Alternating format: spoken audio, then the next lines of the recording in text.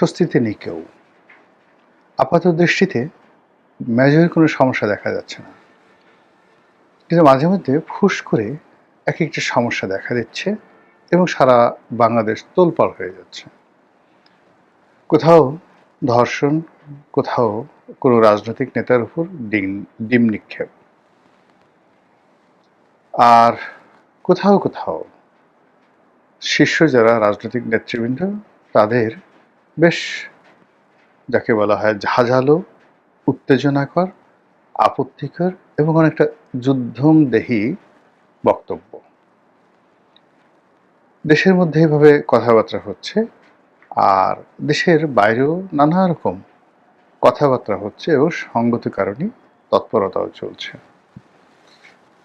সামনে বাজেট এবং একই সঙ্গে এই মুহূর্তে আমি যখন ভিডিওটি করছি তখন সারা বাংলাদেশের মানুষ পশু কুরবানির জন্য বা আমাদের পবিত্র ঈদুল আজহা এটি উদযাপনের জন্য ব্যস্ত। প্রায় 70 লক্ষ থেকে 80 লক্ষ পশু ক্রয় বিক্রয়, বিশাল ব্যাংকিং কার্যক্রম, টাকার লেনাদেনা, কৃষকের মুখে হাসি অথবা কান্না, অন্যদিকে যারা কিনবে বা ক্রয়কারী তাদের মধ্যে জয় বা পরাজয়ের একটা আশঙ্কা। যারা কম দামে পশু কিনবেন তারা খুব খুশি যে ঠকাতে পেরেছেন, আর যারা কিনতে পারবেন না, বেশি দামে কিনবেন, তাদের আফসোস এই দেশে থেকে আর লাভ নেই। এটি কোনো একটা দেশ হলো? একের পর এক মানে জিনিসপত্রের দাম বাড়ছে, এভাবে একটা গরুর কিংবা এভাবে একটা ছাগলের দাম হঠাৎ করে বেড়ে যাবে, তারেক রহমান সাহেব আসলে কি করেন? তাকে এদেশে ক্ষমতা নিয়ে আমাদের কি লাভ হলো যদি গরুর দামে কমাতে না পারেন? এরকম মানুষের সংখ্যা কিন্তু নেহায়েত কম নয়। কিন্তু এই যে শুনশান নীরবতা, মাঝে মধ্যে বিচ্ছিন্ন অবস্থা, প্রকৃতিতে উলটপালট আচরণ, 3 দিন 4 দিন 5 দিন খুব গরম, ভ্যাপসা গরম, তারপরে আবার মুষলধারে বৃষ্টি, কখনো কখনো কালবৈশাখী। এই যে আমি এখন যখন ভিডিও করছি আপনারা হয়তো শব্দ শুনতে পাচ্ছেন, অঝরে বৃষ্টি হচ্ছে। অথচ পুরো সকালে আমি যে এলাকাতে অফিস করি সেখানে প্রায় 7 ঘন্টা বিদ্যুৎ ছিল না, আর প্রচন্ড গরম কাকে বলে। এইরকম এই যে অদ্ভুত একটা আবহাওয়া বাংলাদেশে, সেই আবহাওয়া রাজনীতির অঙ্গনেও চলছে।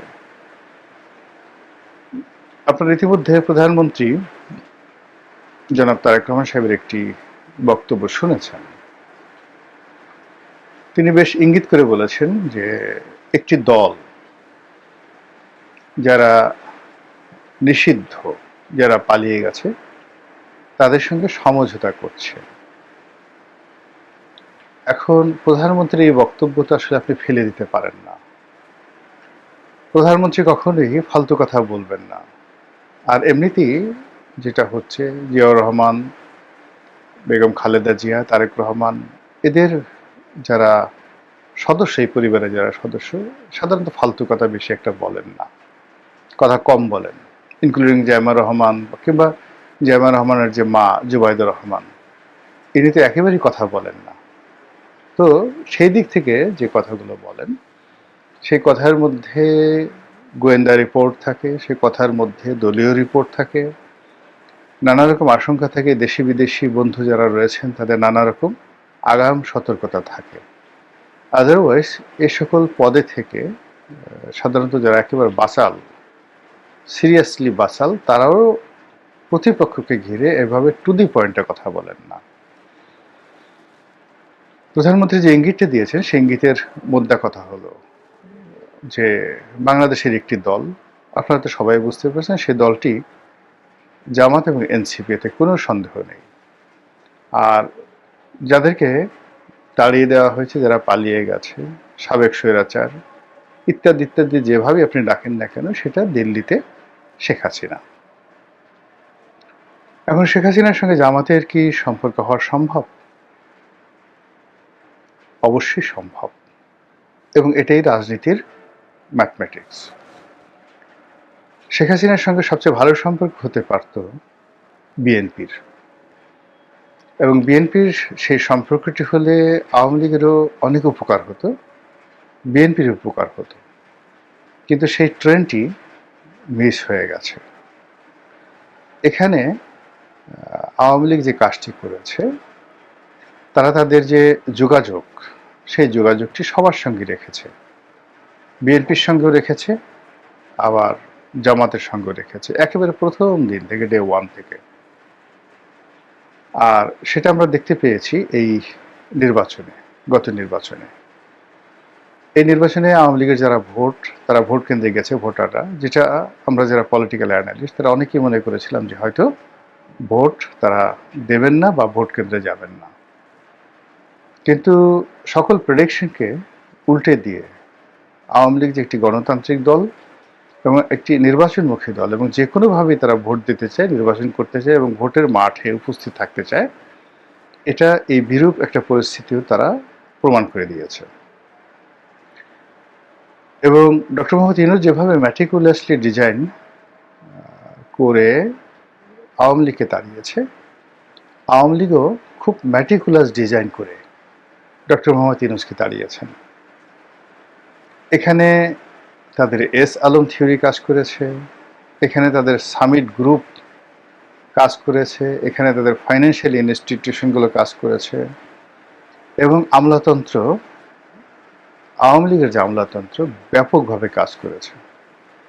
ফলে কি হলো, ডক্টর মোহাম্মদ ইউনূস, তার সঙ্গে জামাত, তার সঙ্গে এনসিপি, আমেরিকার এবং ইউরোপীয় ইউনিয়নের যাকে বলা হয় দরাজ দিল সহযোগিতা, সব কিছু থাকা সত্ত্বেও আওয়ামী লীগের যে কূটকৌশল, সেই কূটকৌশলে ডক্টর মোহাম্মদ ইউনূস একেবারে ফাঁদের মধ্যে, কুয়োর মধ্যে তিনি পড়ে গিয়েছিলেন। এ গেল এক। ইন ডিটেলস বলা যাবে না, কিন্তু এটা আপনারা জেনে রাখেন যে প্রতিটি পদে পদে ডক্টর মোহাম্মদ ইউনূস যা করেছেন, এটি কিভাবে জানাজানি হয় তার দুটো উদাহরণ দিই। মধ্যে একজন প্রভাবশালী মন্ত্রী দেশের বাইরে গেছেন। তো দেশের বাইরে যাওয়ার পরে তিনি যে দেশে গেছেন, যে শহরে গেছেন, 3টি শহরে গেছেন।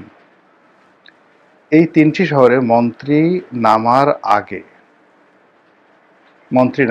ওই শহরে আওয়ামী লীগের যারা নেতা, তাদেরকে টেলিফোন করে, তাদের নেতা, সেটা শেখ হাসিনা না কে এটা আমি বলবো না, টেলিফোন করে বলছে যে দেখো অমুক অমুক ফ্লাইটে নামছে, টেক কেয়ার, দেখো কি হয়। তাহলে বোঝার চেষ্টা করুন যে এখানে ভারতীয় র কিংবা বাংলাদেশে যে সকল সোর্স রয়েছে আওয়ামী লীগের, হাউ দে আর অ্যাক্টিং। আপনার কাছে কি মনে হয়, পুলিশের যে সকল কুশীলব, মানে যাদেরকে শেখ হাসিনা খরচের খাতায় ফেলে দিয়েছে, তারা সবাই জেলে, আর শেখ হাসিনা যাদেরকে আপন করার জন্য লালন পালন করেছে এবং যাদের প্রতি তার নির্ভরতা ছিল, একেবারে তার পতনের মানে আরো 2-3 ঘন্টা পরে, অর্থাৎ শেখ হাসিনা যারা, উনি চলে গেছেন ধরেন দুপুর 12টার সময়, কিন্তু পুলিশের বিভিন্ন ইউনিট অলমোস্ট বিকাল 3টা পর্যন্ত, 2024 সনের আগস্ট মাসের 5 তারিখের বিকাল 3টা পর্যন্ত যারা অ্যাকশনে ছিল। দেখেন তো এরকম একটা লোক, একটা সিঙ্গেল লোক ফ্রন্ট লাইনে যারা আছেন, বিপদে আছে কিনা। দেশের মধ্যে অনেকে বহাল আছেন, আর যারা খুবই একেবারে পরিচিত মুখ, তারা নিরাপদে ভারতে পালিয়ে আছেন। ফলে তারা তো ওখানে বসে বসে তামাকও খাচ্ছেন না, তারা ওখানে বসে বসে দিল্লি কা লাড্ডু খাচ্ছেন না, তারা কাজ করছেন। একইভাবে অন্যান্য বাহিনীর যে সকল গুরুত্বপূর্ণ কর্মকর্তা, সাবেক এবং বর্তমান, চাকরিচ্যুত অথবা বরখাস্ত, তাদের একটা বিরাট অংশ, উইং, অনেকটা প্রবাসী, মানে সরকারকে যেভাবে প্রবাসী সরকার গঠন হয় আর প্রবাসী সরকারকে নিয়ে যেভাবে সামরিক এবং বেসামরিক আমলারা মেলা মিলায়। সেই মেলা এখন জেলখানাতে মিলছে। সেই মেলা এখন কলকাতাতে, আগরতলাতে, শিলিগুড়িতে এবং দিল্লিতে, এবং এগুলো নিয়মিত যোগাযোগ হচ্ছে, এবং এটা সরকারের যারা কর্তা ব্যক্তি তারা ওয়াকিবহাল। এবং এই ওয়াকিবহালের কারণে কি করছে জনাব তারেক রহমান, তিনি বলতে বাধ্য হচ্ছেন যে একটি দল পতিত স্বৈরাচারের সঙ্গে যোগাযোগ রক্ষা করছে, এবং তার কিছু নমুনা আমরা রাজপথে দেখতে পাচ্ছি। ভবিষ্যৎ কেমন হবে, কি পরিণতি হবে সেটা পরের ব্যাপার, কিন্তু এই যে আমরা ভয় পাচ্ছি, চারিদিকে ফোঁস আওয়াজ হচ্ছে, শোষা আওয়াজ হচ্ছে, মেঘ ডাকছে, গুড় গুড় করে মেঘ ডাকছে, রাজনীতির আকাশে বজ্রপাত হচ্ছে, বিদ্যুৎ চমকাচ্ছে, এটাই এই মুহূর্তে আমাদের সকলের জন্য, শান্তিপ্রিয় মানুষের জন্য ভয়।